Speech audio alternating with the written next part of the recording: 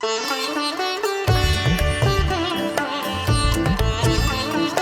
राहते कोराडीला. मी कोराडीवरून इथे शिकायला येते कारण मला शिकायची आवड आहे. मला आवडते की मी काही नवीन आपला छंद जोपासतच ती एक प्रेरणा देखील या पिढीसाठी आपल्याला पाहायला मिळते.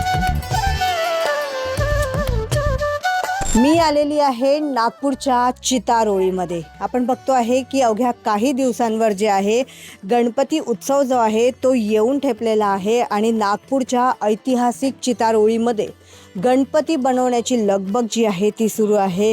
गणपती बाप्पाच्या मूर्तीवर अखेरचा हात फिरवण्याची जी आहे जोरदार लगबग आपल्याला पाहायला मिळते आहे. कुठे डोळ्यांची रेखीव आखणी, कुठे रंगांची उधळण, तर कुठे दागिन्यांची आकर्षक सजावट. असा हे चित्र जे आहे सध्या आपण बघतो आहे की इथे मूर्तिकार असतील त्यांची मोठ्या प्रमाणात लगबग जी आहे मूर्ती बनवण्याची सुरू आहे.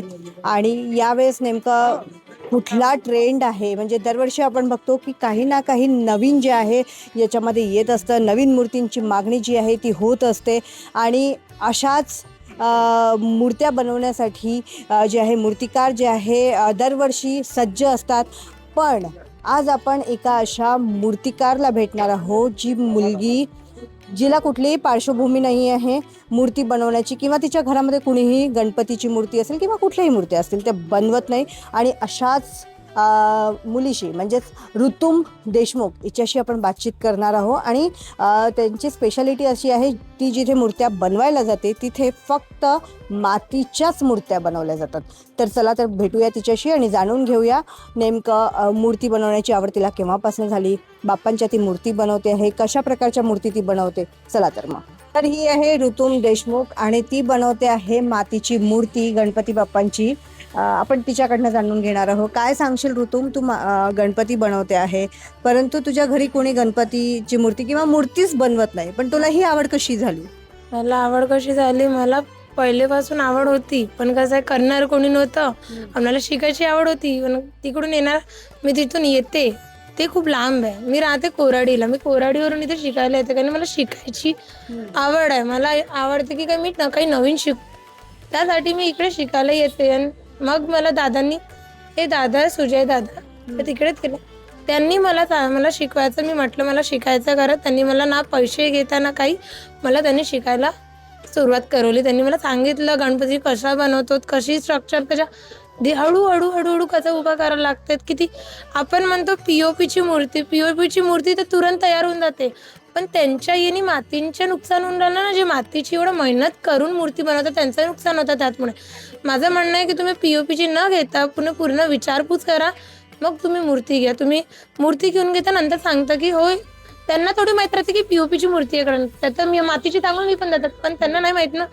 पण त्यांना विचारा जे मातीची मूर्ती आपल्या हाताने मेहनत करून विकत आहे, त्यांना किती तासन तास रात्रभर झोप नाही होत, ते रात्रभर करून मेहनतीनं करून ते मूर्ती विकतात. मला सांग, इथे फक्त मातीची मूर्ती मिळते, तू मातीची मूर्ती बनवते आहे, किती अडचणी या मातीच्या मूर्ती बनवण्यात येतात आणि आता भाववाढ देखील आपण बघतोय की झालेली आहे.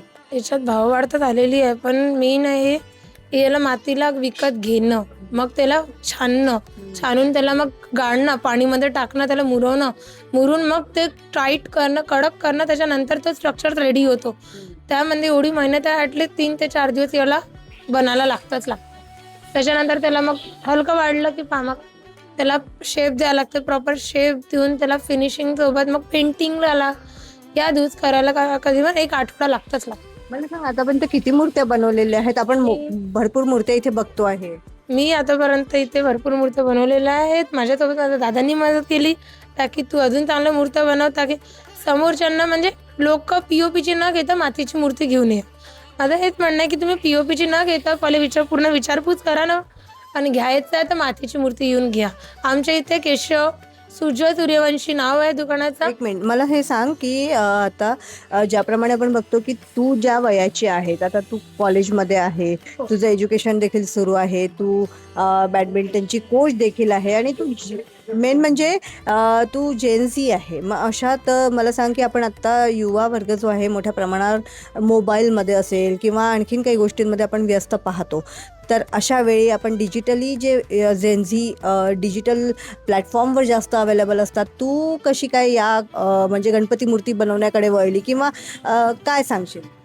मी पहिले तर ते सांगते की मी एक बॅडमिंटन कोच आहे. मला याची आवडली कारण की यांनी काही नवीन शिकायला मिळतं. मला हे विचार आहे, माझं म्हणणं आहे की काही नवीन शिकावे. तुम्ही मोबाईलवर टाइमपास करून तुम्ही आपलं नुकसान करून राहिले. मोबाईल तर हे सोशल मीडिया आहे, तुम्ही राहा असं नाही नको राहा, बट त्याची एक लिमिट राहते. तुम्ही कंटिन्यू 24 तास मोबाईल यूज करून राहिले, याच्यानं तुमचं पण नुकसान आहे, तुमचे डोळे पण जाते, पूर्ण नुकसान तुमचं आहे. याच्याने तुम्हाला फक्त मोबाईलच चालवायचा आहे. तुम्ही मोबाईल चालवण्यापेक्षा तुम्ही चालवता ठीक आहे, चालवा, त्याच्यामध्ये काही नवीन तर शिका. माझं म्हणणं आहे तुम्ही व्हिडिओ पाहून तुम्ही काही शिका चांगली चीजे, तर की तुम्हाला ते तुम्हाला समजन की कसं काय बनवावं लागते. तुम्ही बाहेर जाऊन तुम्ही शिका, तेव्हा जाऊन तुम्हाला नवीन चीजे शिकायला मिळेल ना.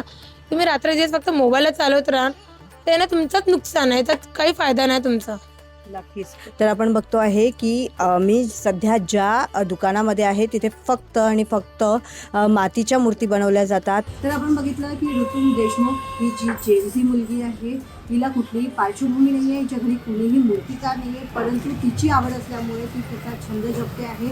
इथे येऊन ती मूर्ती बनवते आहे. गणपती बाप्पांच्या तिने अनेक मूर्त्या ज्या आहेत त्यांना बनवलेला आहे आणि आपला छंद जोपासतच ती एक प्रेरणा देखील या पिढीसाठी आपल्याला पाहायला मिळते. कारण आपण बघतो की हा जो व्यवसाय आहे त्याच्यामध्ये कुठेतरी भाववाढ आता दरवर्षी पाहायला मिळते आणि जी नवीन पिढी आहे ही या व्यवसायात यायला पाहत नाही आहे.